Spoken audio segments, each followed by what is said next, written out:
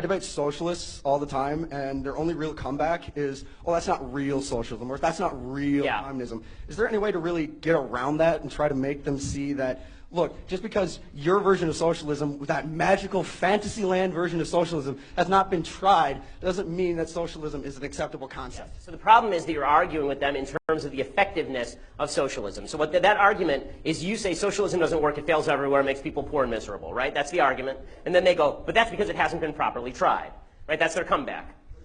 So here is the actual argument that works with socialism. It is immoral to steal from people, even if you vote to steal from people.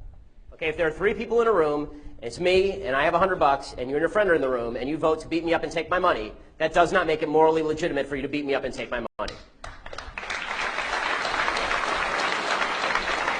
One of the great lies that's been told about socialism, you see this all the time, is people say socialism, beautiful idea in theory, but it doesn't work in practice. No, socialism is a shitty idea in theory, and it's an immoral idea in practice. Okay, socialism violates at least 3 of the basic 10 commandments for those who still care. It makes government into God. It suggests that you can steal from people if you vote for it. And it says that it is good to be covetous of your neighbor's ass. Right? For Bill Clinton, it has a different meaning. But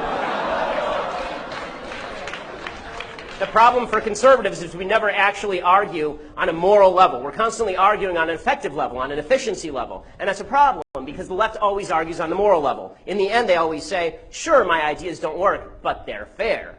They're fair, right? And so what you have to say, the only way to come back to that from that is to say, no, your ideas are not fair, your ideas are theft. Your ideas are theft. You don't get to steal from other people just because you want their stuff. That's the only way to beat that argument, do it on the moral level. Otherwise, they can always argue, well, it's not perfect, it's not perfect. Okay, there's no way to come back from that because, again, they're operating in unicorn land with gumdrop rainbows and fairy skies.